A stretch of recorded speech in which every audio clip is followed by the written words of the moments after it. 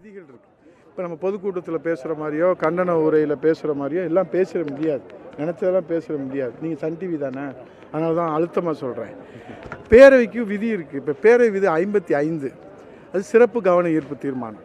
பேரவை விதி 56, அது அவையை ஒத்தி வைக்கிற அந்த விதி.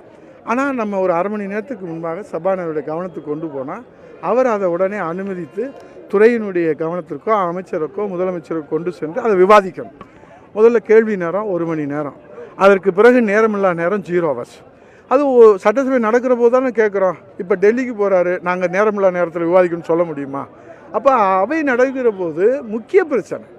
இப்போ காவலர் ஒருத்தர் கொண்டு விட்டாங்க, முத்துக்குமார்னு உசிலம்பட்டியில் இருக்கக்கூடிய தம்பி.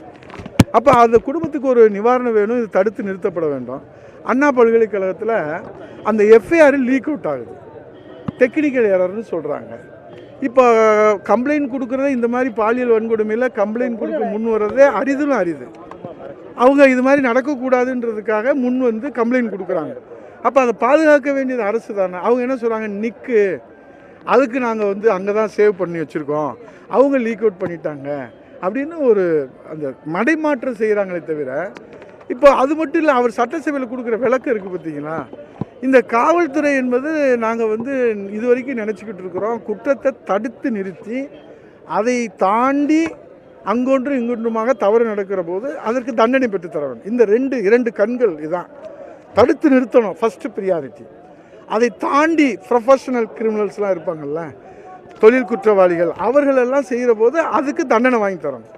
ஆனால் இப்போது திமுக கரவேசியை கட்டிக்கிட்டு காரில் கொடியை கட்டிக்கிட்டு அண்ணா பல்கலைக்கழகத்தில் அமைச்சரோட புகைப்படம் இருக்குது, முதலமைச்சரோட இருக்குது, துணை முதலமைச்சரோட இருக்குது, நிர்வாகிகளோட இருக்குது. அவர் எல்லா நிகழ்ச்சியிலும் கலந்துக்கிட்டு இருக்காரு. அது ஆதாரத்தோடு சொல்லும்போது அவர் என்ன சொல்கிறாரு, அவர் கட்சி உறுப்பினரில் அனுதாபி. இப்போ அனுதாபிக்கும் கட்சி உறுப்பினருக்கும் என்ன வித்தியாசம்னு நமக்கு தெரியல.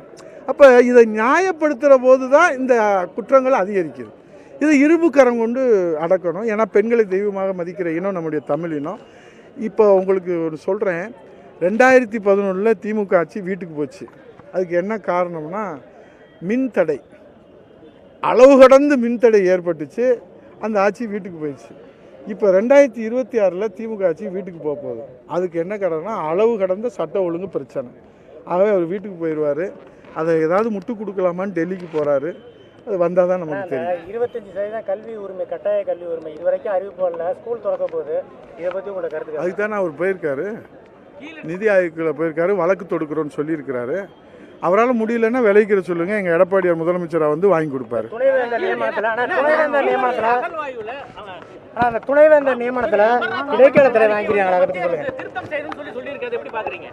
நீங்கள் மதுரைக்கு வாங்க தலைவர், நீங்கள் மதுரைக்கு வாங்க, விரிவாக சொல்கிறேன். துணைவேந்தர் நியமனத்தை இடைக்கால தடை வாங்கிக்கிறாங்க. துணைவேந்தர் நியமனத்தை இடைக்கால தடை. இன்னைக்கு பாலியல் வன்கொடுமை தொடர்ந்து நடைபெறுது. நீங்கள் ஒரு மூத்த பத்திரிகையாளர்கள், இதை தடுத்து நிறுத்தணும்னு இங்கே எல்லாரும் இங்கே கிட்டத்தட்ட ஒரு 20,000 பேர் 30,000 பேர் அணிவகுத்திருக்கிறாங்க. இதை பற்றி நீங்கள் கேள்வி கேட்டிங்கன்னா பரவாயில்ல, நான் வேணால் பட்டியல் நீங்கள் பொறுமையாக போடுறதா இருந்தால் சொல்கிறேன்.